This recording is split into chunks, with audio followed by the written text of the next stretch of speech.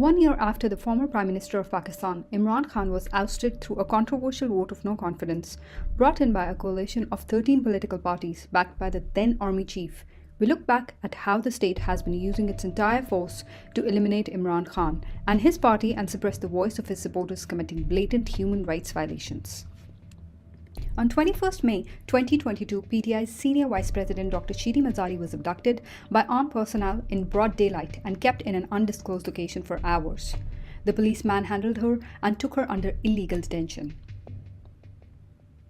PTI opposition leader in Sindh Assembly Halim Adil Sheikh was taken into custody 3 times.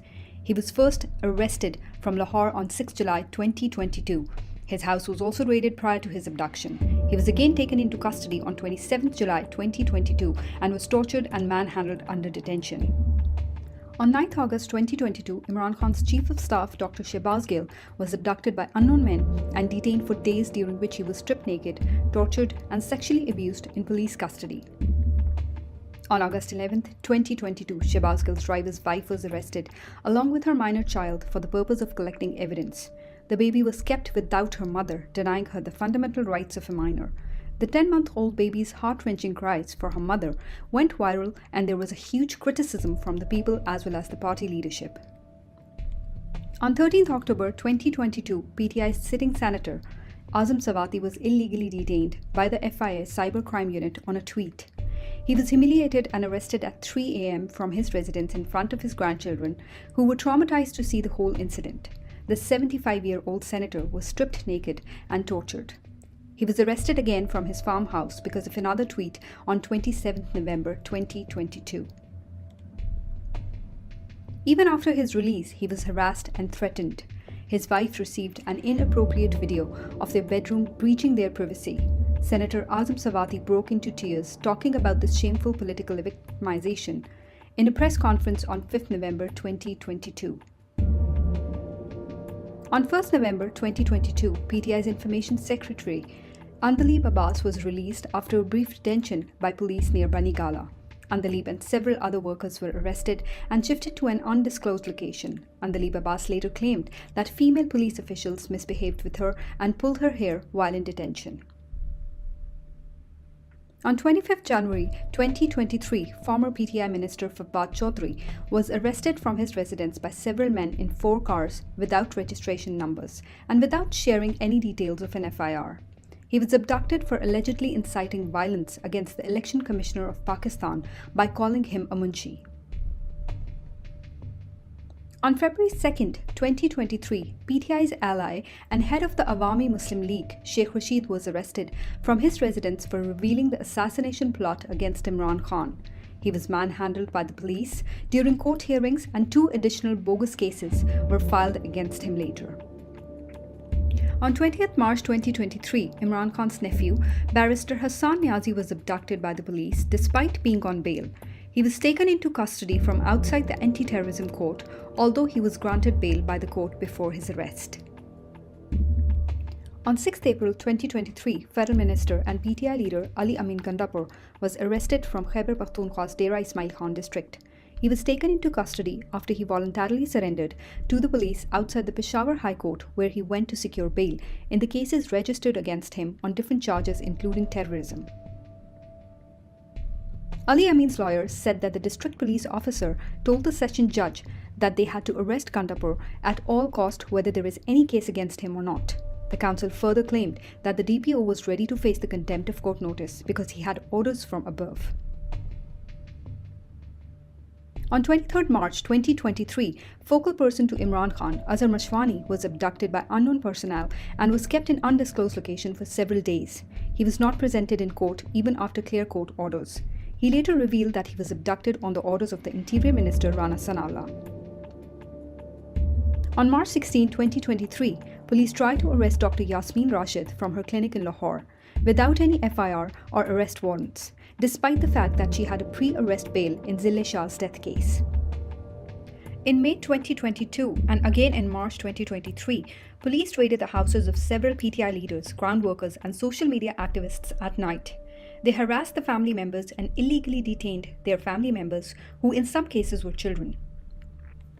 PTI leader and former member National Assembly Kamal Shahid was blackmailed and threatened through a fake and objectionable video during October 2022 sent to her family to pressurize her. She was being harassed since September 2022, but no one took any action. In March 2023, more than 2,100 PTI social media activists, party workers and supporters were abducted during a nationwide crackdown on Imran Khan's party. These also included 3 children and women. They were illegally detained and their families were harassed and threatened. A series of sham FIRs were initiated against Imran Khan after he was ousted in April 2022. Collectively, about 150 plus bogus FIRs have so far been registered against him across the country under terrorism, sedition, contempt of court, and blasphemy, purely on political grounds. A series of fake FIRs and bogus cases have been filed against several PTI leaders, social media activists, and ground workers over the period of 1 year to politically victimize them. PTI's ally PMLQ's leaders and their workers were also politically victimized through bogus FIRs, raids, harassment, and abductions. Muna Salai's friend Farhan Khan was abducted by unknown men and detained illegally for days. Police also raided Pervez Alai's residence late at night and detained his security guards. PMLQ's legal advisor Amir Saeed Raun was also abducted by FIA and kept in illegal detention. A watchman named Javed Ali was abducted and tortured to forcibly extract a statement against the PTI leader Usman Dar. He was taken to an unknown location and beaten by 7 to 8 men. When he resisted, he was blackmailed that they will abduct his wife and children and strip her, photograph her, and upload the footage on Facebook.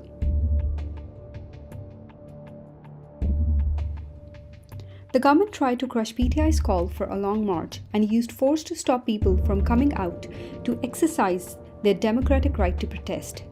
There was heavy shelling to disperse protesters, their cars were destroyed, and they were beaten and detained illegally for coming out to join the march. 2 PTI workers were killed as a result of this unlawful outrage against the marchers. Imran Khan had to call off the march to stop further bloodshed. Even days before the march started, police illegally raided houses of PTI workers and leadership and detained them to stop them from joining the march. Heavy blockades were erected on all entry points to Islamabad to halt people from entering the capital and protest. The marchers also comprised of women and children. On March 8, 2023, just few hours before PTI's rally, the caretaker government of Punjab, which is known to be a puppet of the current regime, imposed Section 144 in Lahore to ban all kinds of political activities. The police unleashed brutal tear gas and rubber bullet attacks on any peaceful protesters who tried to gather for the rally and arrested several PTI workers and supporters. The brutality against the PTI workers resulted in the death of 1 worker, Ali Bilal, and 21 injured. Ali Bilal, lovingly called as Zille Shah, was arrested and brutally tortured, which resulted in his death.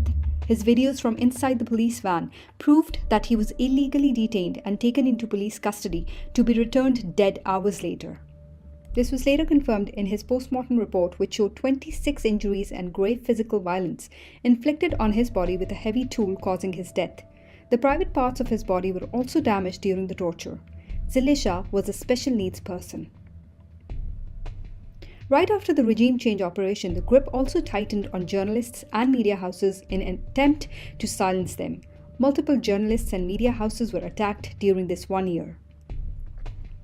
At least 5 journalists were forcibly taken off air for exposing the regime change operation and for raising their voice against injustice. These included Arsha Sharif, Imran Riaz, Arif Hamid Bhatti, Maliha Hashmi, and Aftab Iqbal. On 10 April 2022, Imran Khan's focal person on digital media, Dr. Arsalan Khalid's house was raided few hours after the regime change by about a dozen unidentified men. He and his family members were threatened, and all their mobile phones and laptops were taken away illegally. On May 11, 2022, a team member of the digital media platform Siyasat.pk received a threatening call asking for the owner's whereabouts. On 13 June 2022, Aaj News TV journalist was kidnapped in broad daylight in Karachi. On July 1, 2022, unidentified people assaulted senior journalist Ayaz Amir in Lahore.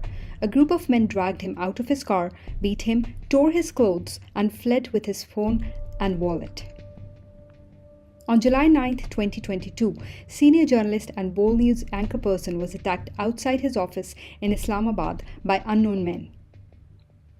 On December 20, 2022, senior anchor person Shifa Yousafzai was harassed and threatened by unknown men. They trespassed her house and harassed her staff and questioned them about her whereabouts. On 22 August 2022, Bold News anchor person Jameel Farooqi was arrested. He was stripped naked and tortured in police custody.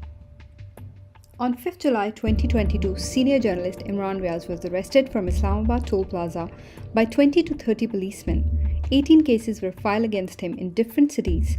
He was again taken into custody by the FIA on February 2, 2023, from Lahore to be released on the next day by the Lahore High Court. On October 27, 2022, FIA arrested senior anchor person Chaudhry Ghulam Hussain from a coffee shop in Lahore. On 10 August 2022, Ilyas Sammu, a reporter from Sindhi newspaper Daily Awami Awaz in Thatta, was arrested by the Sindh police for reporting rehabilitation of flood-affected families on a sham FIR of carrying an illegal weapon. On 10 August 2022, ARY News director Ahmad Yusuf was arrested from his Karachi residence on sedition charges without an arrest warrant. On 14 January 2023, Bold News journalist Shahid Aslam was arrested by the FIA from Lahore for allegedly leaking personal tax data of former Army Chief General Qamar Javed Bajwa. On May 7, 2022, FIA initiated a criminal inquiry against journalist Sami Ibrahim. On May 21, Arshad Sharif and Sabir Shakir were booked under sedition charges by the police. Arrest warrants were also issued for ARY News owner and CEO Salman Iqbal, producer Adil Raja, and anchor person Khabar Ghumman. Senior defense analyst Lieutenant General retired Amjad Shoaib was arrested by Islamabad police on 27 February 2023 and was sent on a 3-day physical remand by the magistrate. On 20 March 2023, the bureau chief of Bold News, Siddiq Jan, was abducted from his office in the capital by unknown men who transported him in a private vehicle to an unknown location. Post-regime change, hundreds of social media activists were harassed for speaking up against the regime change conspiracy. They were abducted, stripped naked, and forced to give scripted statements. Their mobiles and laptops were confiscated, and their families were harassed. Pakistan's leading investigative journalist Arshad Sharif is targeted and harassed for exposing the corruption of the ruling elites, as well as the conspiracy of the regime change operation. He faced charges of high treason and was forced to leave the country and live in exile. He first flew to UAE and later shifted to Kenya in August 2022. Arshad Sharif repeatedly received death threats. He was brutally murdered in Kenya on October 23, 2022. Pakistani authorities and Kenyan police tried to make it look like a case of mistaken identity, but was later proved to be a ruthless murder as per his post-mortem report. There has been no progress on his case and he still awaits justice. On August 8, 2022, ARY News was taken down in parts of Pakistan by the orders of PEMRA, who later sent a show-cause notice to the broadcaster. On 5 September 2022, PEMRA decided to immediately take both Bold News and Bold Entertainment channels off air for not seeking clearance from the Interior Ministry. PEMRA also imposed a ban on the telecast of PTI chairman Imran Khan's live speeches, with immediate effect on August 20, 2022. This was later revoked by the Islamabad High Court. However, the government kept pressurizing the media not to give any coverage to Imran Khan's speeches, public appearances, protests, and election rallies. In August 2022, the government launched a sordid campaign against Imran Khan, accusing him of disrespecting Islam and the Prophet, peace be upon him. A journalist posted a video having Imran Khan's statements without context, accusing him of having been committed blasphemy. This video was reposted by many federal ministers and media houses known to be government sympathizers. Federal ministers conducted press conferences against Imran Khan, inciting violence and religious hatred against him, putting his life in danger. On November 3, 2022, Imran Khan was injured in an assassination attempt while leading a long march in Wazirabad, Pakistan.